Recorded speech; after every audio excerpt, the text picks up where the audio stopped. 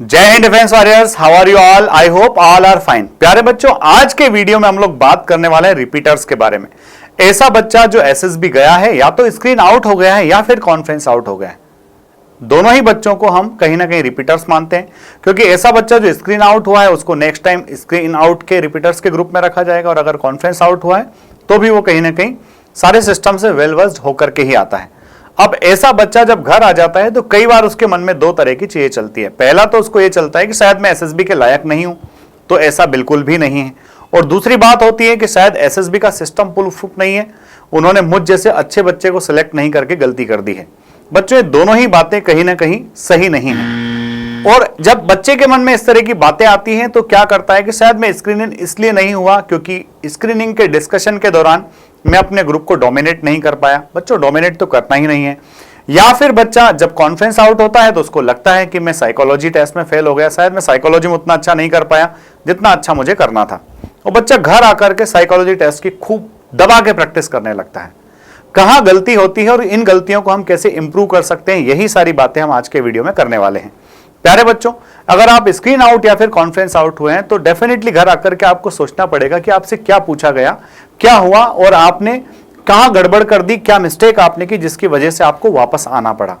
तो sometimes screening test में क्या होता है, जब बच्चा बहुत ज्यादा प्रैक्टिस करके जाता है तो डिस्कशन के दौरान पूरे टाइम बोलता ही रहता है, कीप स्पीकिंग होता है, और वो इतना बोलता है कि बोल क्या रहा है समझ में ही नहीं आ रहा है।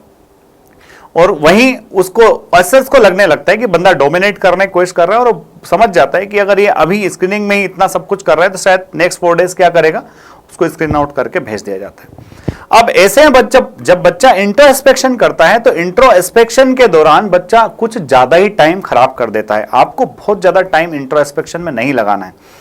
क्यों? क्योंकि व्यक्ति इंट्रोस्पेक्शन कब करता है, जब व्यक्ति को लगने लगता है कि शायद कुछ कमी है, तब वो इंट्रोस्पेक्शन करता है। जब इंट्रोस्पेक्शन करता है तो बहुत सारे लोगों के पास जाता है, अलग अलग लोगों से कंसल्ट करता है, और जितने ज्यादा लोगों से जाकर के आप कंसल्ट करोगे उतना ही आपके साथ में कुछ ना कुछ प्रॉब्लम खड़ी होगी, और आपको लगना लगेगा कि कहीं ना कहीं थोड़ी बहुत गड़बड़ नहीं है, बहुत बड़ी मिस्टेक है। और ऐसे में कुछ बच्चे एसएसबी की प्रिपरेशन करना ही बंद कर देते हैं, या फिर कुछ बच्चे इतने डाउन हो जाते हैं कभी वो रिजल्ट अपने मुताबिक क्रिएट नहीं कर पाते।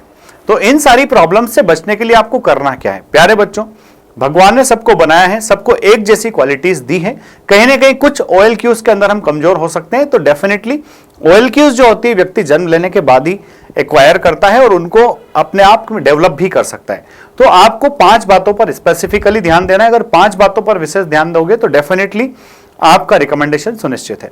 तो सबसे पहली बात कि एक तो आपको आपके रूटीन पर फोकस करना है, क्योंकि जनरली बच्चों का रूटीन बड़ा डिस्टर्ब होता है, और जब रूटीन डिस्टर्ब होता है और कहीं ना कहीं डेली लाइफ से सवाल, हमारी पर्सनालिटी से रिलेटेड सवाल वहां पर पूछे जाते हैं, जब रूटीन ठीक नहीं होता है तो हम उन क्वेश्चंस को ठीक से फेस नहीं कर पाते।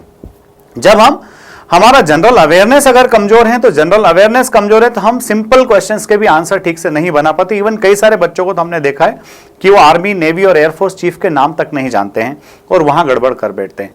कई सारे बच्चे, कहां प्रॉब्लम क्रिएट होती है, जब वो साइकोलॉजी टेस्ट की इतनी ज्यादा प्रैक्टिस कर लेते हैं कि वहां पर जाकर के प्री कंसीव्ड आइडियाज देने लगते हैं। जबकि आपको करना क्या, आपको वास्ट रीडिंग करना है। जितना ज्यादा आप पढ़ोगे उतना ज्यादा आपका कंफ्यूजन कम होते जाएगा। छोटी छोटी अगर स्टोरीज प्रिपेयर करोगे तो कंफ्यूजन ज्यादा होगा। और अगली बात बच्चों की, कई सारे बच्चे तो सिर्फ इसलिए बाहर हो जाते हैं कि उनका फिटनेस उतना अच्छा नहीं होता है, और वो फिटनेस की वजह से भी एसएसबी में, क्यों? क्योंकि एसएसआर्स को उस बंदे से अच्छा बंदा वहां मिल रहा होता है, तो फिर इस बंदे को लेकर के क्यों जाएगा। तो प्यारे बच्चों, अपने कम्युनिकेशन स्किल पे काम कीजिए, अपना जनरल नॉलेज बढ़ाइए। जनरल नॉलेज के साथ साथ जनरल अवेयरनेस के लिए आप न्यूज़पेपर पढ़िए। अगर आपका इंग्लिश अच्छा नहीं है, आपका कम्युनिकेशन में कहीं प्रॉब्लम आ रहा है, तो आप न्यूज़पेपर को लाउडर वे में थोड़ा सा बोल करके पढ़िए। अपना एक अच्छा ग्रुप बनाइए, उसके साथ में थोड़ा खेलिए कूदिए, क्योंकि अभी आजकल की स्टूडियस जनरेशन जो है वो दिन भर घर में बैठ करके सिर्फ पढ़ाई में ही लगी होती है।